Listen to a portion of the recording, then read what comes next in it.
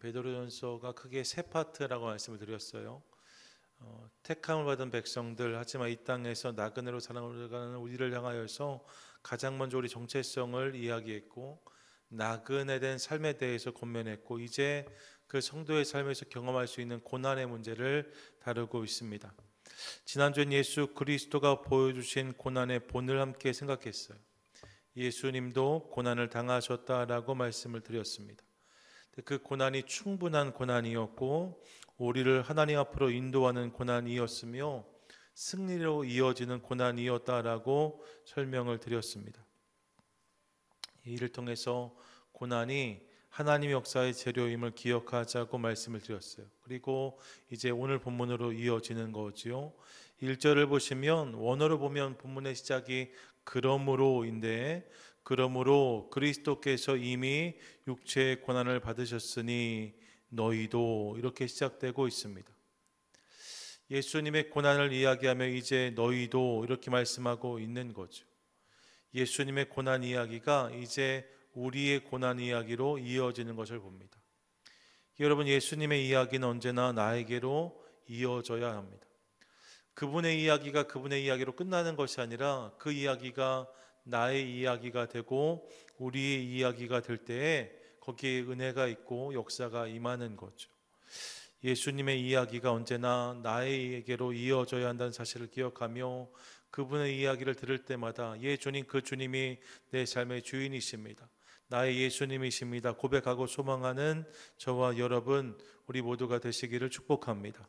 아멘. 그리스도만 고난을 당한 것이 아니라 이제 그리스도인에게도 고난이 있음을 본문에서 말씀하고 있는데, 성도의 삶에도 고난이 있다는 거예요. 예수님이 고난을 당하셨고, 그리고 우리의 삶에도 고난이 있다라고 말씀합니다. 그럼 이 고난 앞에 어떻게 반응해야 되나? 오늘 본문이 그 내용을 설명하고 있는데요.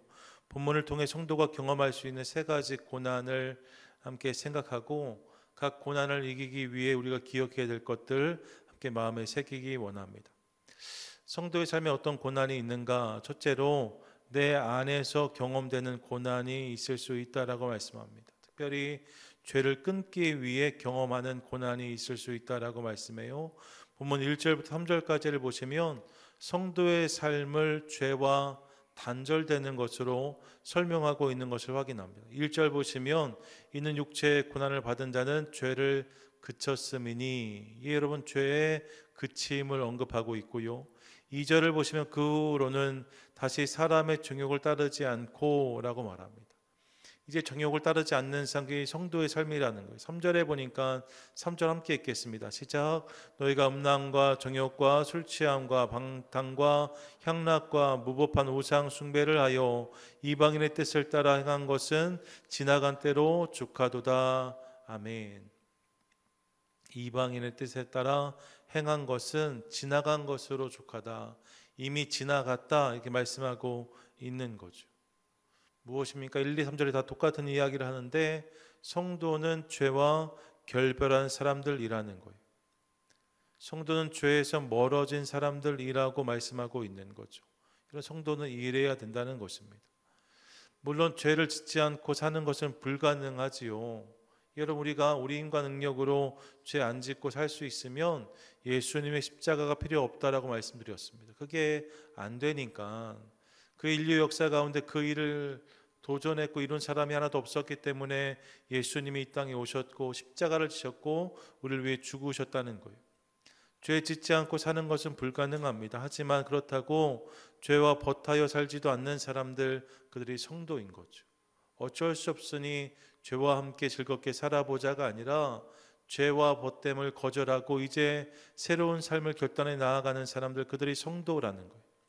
이전엔 죄의 노예, 진노의 자녀였지만 이제는 하나님의 자녀, 구원받은 백성이 되었으니 더 이상 그렇게 살 수 없다는 거죠. 그러다 보니 죄를 끊어야 한다는 거예요. 죄와 단절하고 죄와 절교하는 모습이 성도에게 있어야 한다는 거죠.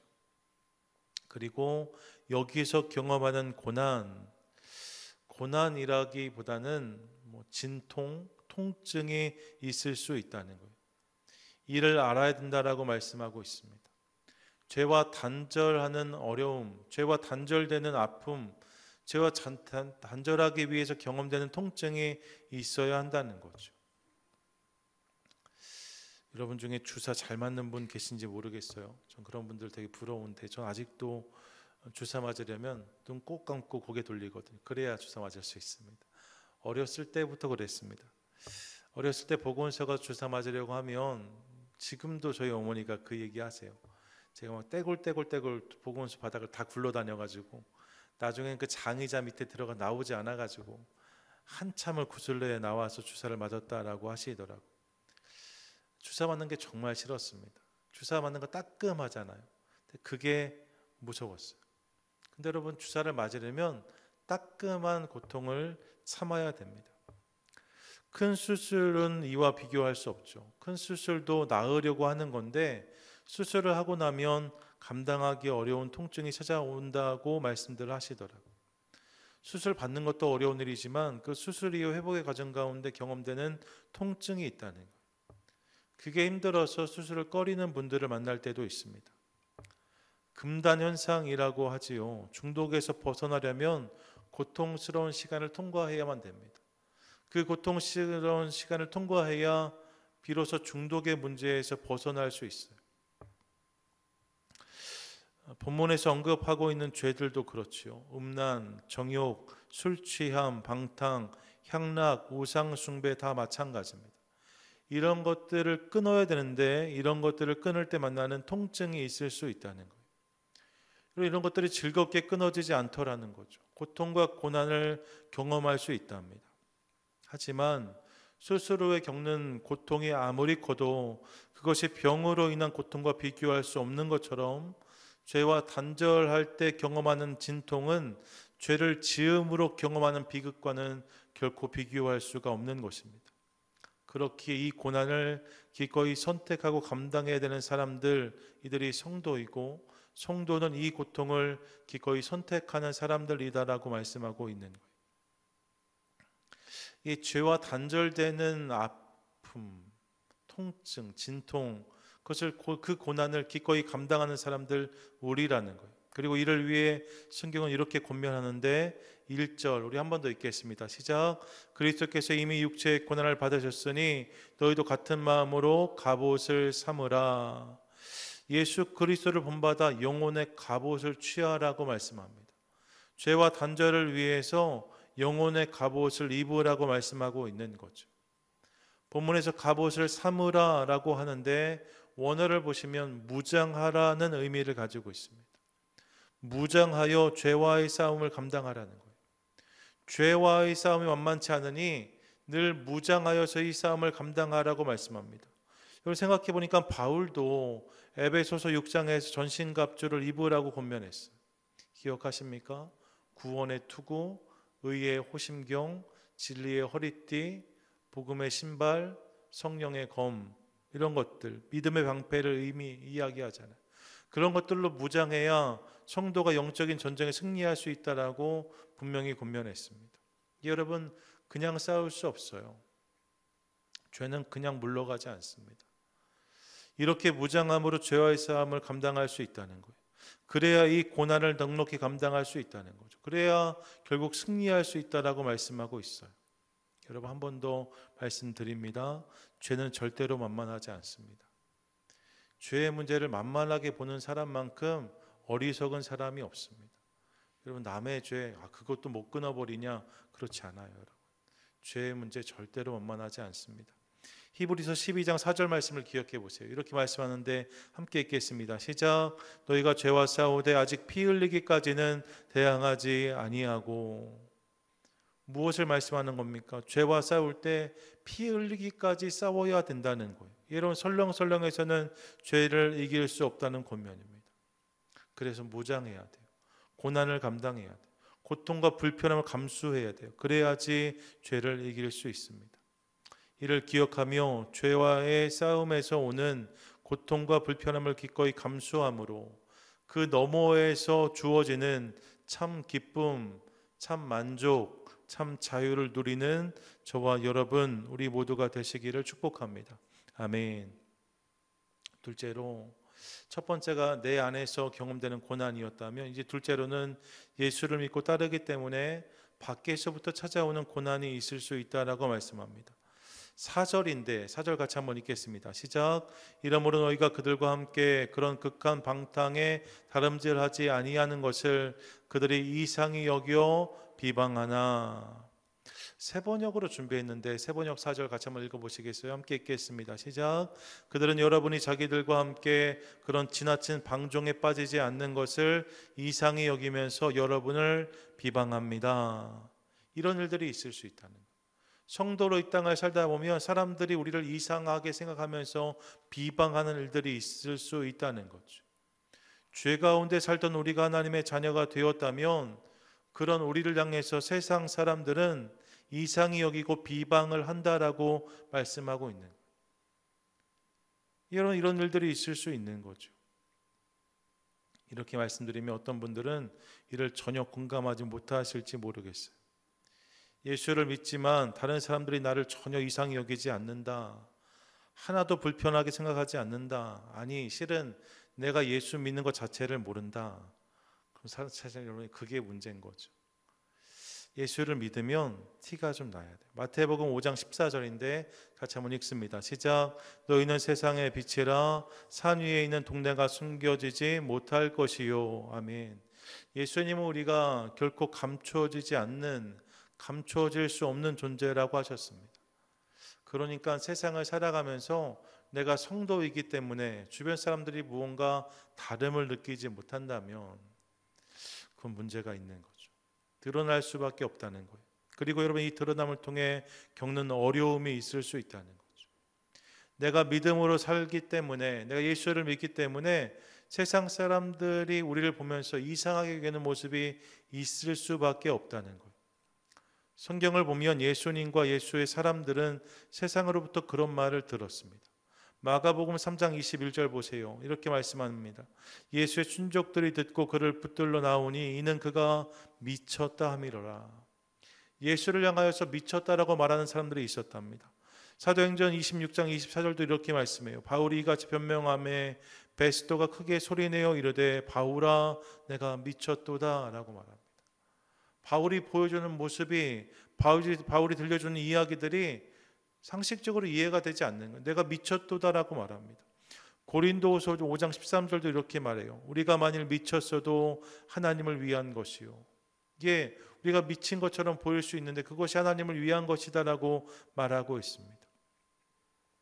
세상과 다른 것을 바라고, 세상과 다른 것을 말하고, 세상과 다른 삶을 살았기에 들었던 평가들이라고 말씀을 드릴 수 있어요.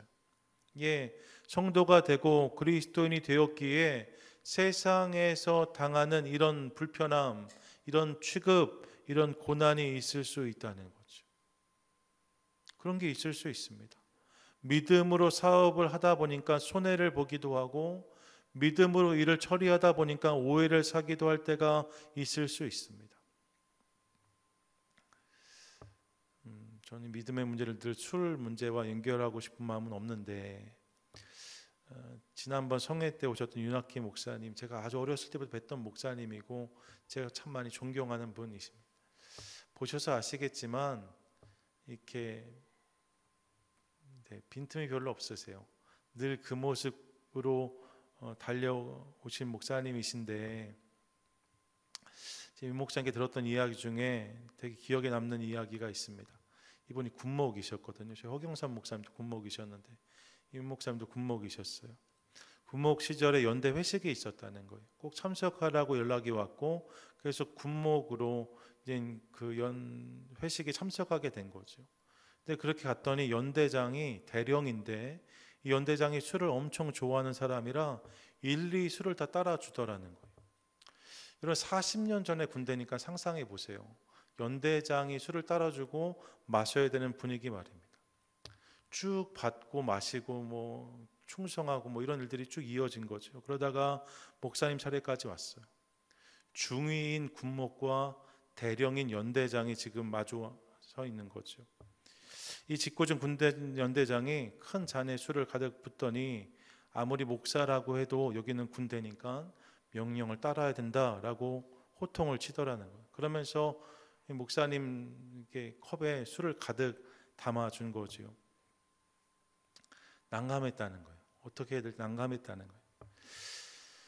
근데 그때 그 목사님이 이렇게 결정하셨다는 거예요. 제가 들은 이야기, 본 이야기 아니고 들은 이야기인데 이렇게 답하셨다는 거예요. 저는 술을 마실 수 없는데 군인이라 마셔야 한다면 제가 아니라 제 군복이 마시는 게 맞을 것 같습니다 하고 그 술잔을 그냥 군복에 들이부었다는 거죠. 그 회식 자리의 분위기를 상상해 보세요. 그렇게 하고 뭐 사람들이 뭐 뒤에서 말도 하고 이런저런 일들이 있었는데 중요한 것은 이후로 술 권한 사람이 하나도 없었다는 이야기 하시더라고요. 그렇게 군생활하고 제대하셨다고. 믿음을 지킨다는 것은 이런 것일 수 있습니다. 때로는 부당한 대우를 당할 수도 있고 불편함을 감내해야 할 때도 있을 수 있습니다. 믿음을 지킨다는 것은 늘 응원받고 격려받는 일이 아닐 수 있어요. 때로는 손가락질 당하고 넌 뭐 이렇게 잘났다고 이런 이야기 들을 수 있습니다. 하지만 이것까지가 세상에서 성도가 경험해야 되는, 감당해야 되는 고난이라고 말씀하고 있는 거예요. 그러면 어떻게 이 고난을 잘 감당할 수 있을까? 본문 5절과 6절인데 세 번역으로 제 준비했거든요. 5절 6절 함께 읽겠습니다. 시작. 그들은 산 사람과 죽은 사람을 심판하실 분에게 사실을 죄다 아뢰어야 합니다. 죽은 사람들에게도 복음이 전해진 것은 그들이 육신으로는 모든 사람이 심판받을 대로 심판을 받으나 영으로는 하나님을 따라 살게 하려는 것입니다. 아멘. 5절이 먼저 무엇을 말하는가? 심판이 있음을 언급하고 있습니다. 세상 사람들이 너희를 비방하고 힐난할 수 있는데 그들도 모든 죄를 다 아뢰어야 된다. 심판이 있다라고 말씀하고 6절을 보면 죽은 사람들에게도 복음이 전해졌다라고 말해요. 이는 믿음을 지키다 순교한 사람들을 이야기하고 있는 거죠. 이 부당한 대우와 불편함을 넘어서 생명을 잃은 사람들까지 있는데 그들에게 복음이 전해진 것은, 그들이 살아있을 때 그들에게 복음이 전해진 것은 육신으로는 순교를 당했지만 결국 영원히 살게 하시기 위함이다라고 말씀하고 있는 거예요. 그러면서 7절에 이렇게 말씀하는 거죠. 7절 함께 읽겠습니다. 시작. 만물의 마지막에 가까이 왔습니다. 그러므로 정신을 차리고 삼가 조심하여 기도하십시오. 아멘. 세상이 아니라 만물의 마지막 심판의 때를 기억하며 이를 통해 정신을 차리고 삼가고 기도하라고 말씀하고 있는 거예요. 당장 세상에 들려오는 비방이 있고 오해가 있고 여러 가지 이야기들이 있을 수 있지만 그것 때문에 내가 오늘 괴로울 수 있지만 그런 세상의 시선이 아니라 모든 것을 결국 판단하실 하나님의 시선을 기억하며 그분이 허락하실 심판의 때를 기억하며 그 앞에서 오늘 살아가라라고 말씀하고 있는 거죠. 그것을 기억함으로 정신을 차리라.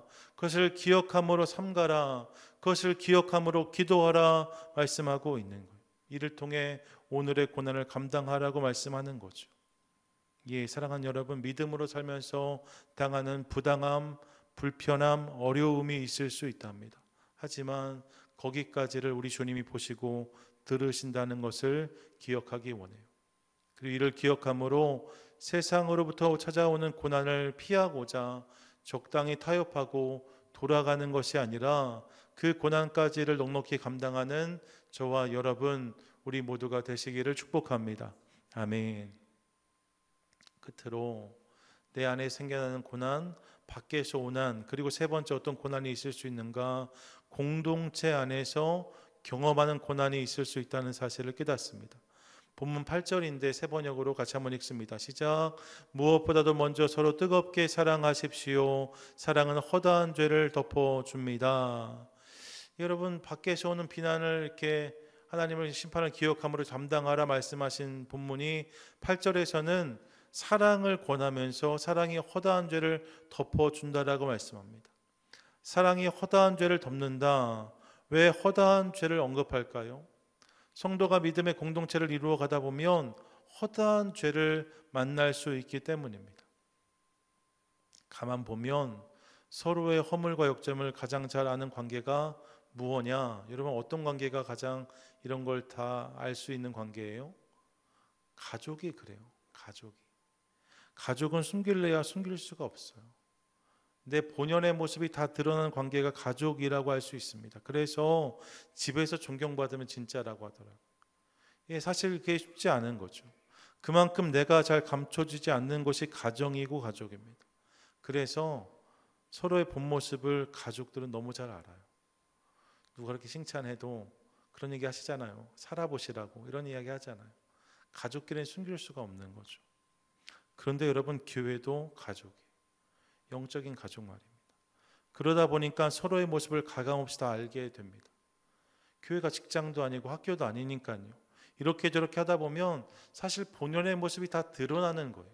감춘다고 감추지만 감춰지지 않습니다. 사실 다 알아요. 말하지 않아서 그렇지 저도 다 압니다. 서로 다 아는 거예요. 나이스한 모습만 보여주면 얼마나 좋겠어요. 하지만 신앙생활 하다 보면 별의별 모습을 다 보여주게 되는 것이 교회 생활이고 신앙생활입니다. 그중에 좋은 모습도 있지만 그렇지 못한 모습도 있을 수 있어요. 허다한 죄가 드러날 수 있는 거죠. 허다한 허물이 드러날 수 있는 거예요. 그럼 서로의 모습을 보면서 시험 들거나 상처받는 일들이 얼마든지 있을 수 있습니다. 또 9절 보세요. 9절 같이 한번 읽습니다. 시작. 불평 없이 서로 따뜻하게 대접하십시오. 여러분, 서로를 섬기는데 불평 없이 원망 없이 하라고 말합니다. 원망 없이 하라는 말은 무슨 말이냐? 원망할 수 있다는 거. 원망하는 사람들이 있다는 거죠. 서로를 섬기다 보면 원망이 생길 수 있음을 알 수 있습니다. 관계가 깊지 않으면 원망도 생기지 않아요. 사실 지나가는 사람 원망하는 거 쉽지 않습니다. 그런데 관계가 깊어지면 기대가 시작되고 기대가 생기면 실망도 하게 됩니다. 그 실망이 제때 제대로 처리되지 않으면 그것이 섭섭병이 되고 원망이 되는 것을 봅니다. 여러분 주변에 보세요. 누군가를 원망하는 분들 가만히 들여다보세요. 처음부터 원망하지 않았습니다. 실은 처음엔 다 기대했어요. 처음엔 다 응원했어요. 처음엔 다 무언가를 바랬어요. 그런데 그게 그렇게 되지 않으면 원망이 싹 트는 거예요. 믿음의 공동체 안에서도 이런 일들이 있을 수 있는 거죠. 서로를 기대하기 때문에 그 가운데 실망하기도 하고 원망하기도 하는 일들이 얼마든지 있을 수 있다는 거예요. 또 본문 10절과 11절인데 조금 길지만 세 번역 같이 한번 읽겠습니다. 시작. 각 사람은 은사를 받은 대로 하나님의 여러 가지 은혜를 맡은 선한 관리인으로서 서로 봉사하십시오. 말하는 사람은 하나님의 말씀을 전파하는 사람답게 하고 봉사하는 사람은 하나님께 주시는 힘으로 봉사하는 사람답게 하십시오. 그리하면 하나님이 모든 일에 예수 그리스도로 말미암아 영광을 받으실 것입니다. 영광과 권세가 영원 무궁하도록 그에게 있습니다. 아멘. 은사대로 사역하라고 말합니다. 여러분, 은사 없이 사역하다가 부작용이 생길 수 있다는 거예요. 하나님의 은혜를 맡은 청지기의 힘을 망각하고 죽게 하듯이 아니라 사람 일 하듯이 세상 일 하듯이 하는 경우가 생길 수 있다는 거죠. 하나님의 영광을 드러내는 것이 아니라 나를 드러내고 싶은 유혹을 받을 때도 있답니다. 그러니까 이런 권면을 하는 거예요. 그런 일들이 있을 수 있다는 거예요. 어디에요? 교회에서 말입니다. 그래서 교회 일을 감당하면서 은혜를 받고 힘을 얻기보다 시험에 들고 낙심하는 경우가 있을 수 있다는 거죠. 여러분, 교회 공동체를 함께 세워가는 것, 믿음의 공동체를 세워가는 일이 쉬운 일이 아니라는 거예요. 그 가운데 성도가 경험할 수 있는 고난이 있답니다. 그 가운데 성도가 경험할 수 있는 어려움이, 불편함이 있을 수 있다는 거예요. 그러면 어떻게 해야 될까? 여러분, 이런 부분이 어려워서 예수를 믿지만 교회 안 나가는 분들이 계시잖아요. 가나안 교회라고 말하잖아요. 물론 여러분, 전 그분들의 고민을 이해합니다. 하지만 전 가나안 교회란 말 자체를 동의하지 않습니다. 그건 교회가 아니고 교회가 될 수도 없습니다. 수고는 안 하고 소비만 하려는, 불편함은 스킵하고 누리기만 하려는 이기적인 신앙의 양태가 아닐까 하는 생각을 종종 해볼 때가 있습니다. 이건 저 잘 아시잖아요. 제가 이렇게 센 사람이 아니라서, 제 매운맛이 아니라서 제가 어지간하면 이해하거든요. 하지만 여러분, 이걸 교회라고 말할 수 없어요. 그분들이 왜 그런지 제가 충분히 이해하지만, 죄송한 마음도 있고 안타까운 마음도 있지만, 하지만 여러분, 그렇다고 그걸 다 허용할 수 없습니다. 어쩌면 이기적인 신앙의 양태일지 몰라요. 그냥 예수만 믿고 헌신과 수고는 포기하고 싶은 마음들이 있는 거죠. 그러면 안 됩니다. 우리가 모여서 교회가 되는 것, 예수님의 부르심은 거기까지입니다. 그 수고와 그 고난을 넉넉히 감당해야 되는 거예요. 그러면 어떻게 해야 이것을 감당할 수 있는가? 성경은 분명히 말씀합니다. 18절 전반절인데 같이 한번 읽습니다. 시작. 무엇보다도 먼저 서로 뜨겁게 사랑하십시오. 아멘. 이래야 된다는 거예요.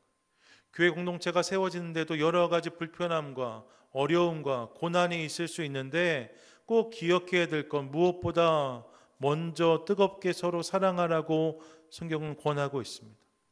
무엇보다 먼저 사랑하라는 권면이에요. 사랑하는 게 우선이라는 거예요. 모든 일을 사랑으로 하라고 도전하고 있습니다. 다른 수는 없어요. 교회 공동체가 세워지는데 상처받지 않을 수 있는, 시험 들지 않을 수 있는, 누구 때문에 원망하지 않을 수 있는 방법은 다른 방법 없습니다. 뜨겁게 사랑하는 것, 그 서운함보다 더 크게 사랑하는 것, 그 불편함보다 더 뜨겁게 사랑하는 것, 사랑으로 덮어가는 거죠. 그때 주님께서 교회를 아름답게 세워주실 줄 믿습니다. 하나님을 사랑하는 마음으로 사역하고 형제를 사랑하는 마음으로 동역하라고 말씀해요. 그때 이런 시험, 이런 시련, 이런 고난을 감당할 수 있다라고 말씀하고 있는 거죠. 여러분 축복합니다. 사랑으로 섬기는 저와 여러분 되실 수 있기를 주님의 이름으로 축원드립니다. 사랑을 경험하는 것이 먼저입니다. 사랑을 회복하는 것이 먼저입니다.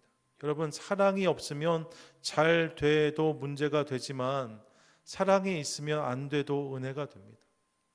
사랑이 없으면 잘 돼도 문제가 될 때가 있지만 사랑만 있으면 안 돼도 은혜가 될 때가 있어요. 문제가 있는 공동체보다 사랑이 없는 공동체가 훨씬 어렵습니다. 결국 사랑해야 문제와 고난을 이길 수 있다는 거예요. 그러므로 날마다 사랑을 결단하고 그 사랑을 감당함으로 아름다운 공동체를 세워가는 저와 여러분 우리 모두가 되시기를 축복합니다. 아멘. 성도의 삶에 이런 고난들이 있을 수 있답니다. 사실 고난이라고 말하지만 원어를 보면 견디다라고 되어져 있어요. 견뎌야 할 것들이 있다는 것. 나그네로 이 땅을 살아가면서 성도가 이 땅에서 견디고 감당해야 되는 어려움들이 있을 수 있다는 거죠. 세 가지를 말했습니다. 죄와 싸우는 고난이 있을 수 있대요. 우리 안에 있는 죄와 끊임없이 싸우는 고난이 있을 수 있답니다. 전신갑주를 취하라고 말씀드렸어요. 그리고 무장해야 이길 수 있답니다.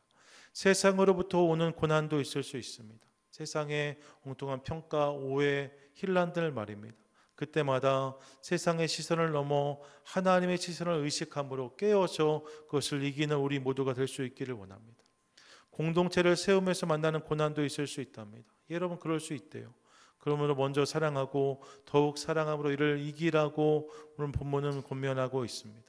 그때에 이 불편함, 이 수고로움, 이 고난을 넘어 승리를 경험할 수 있다는 거예요.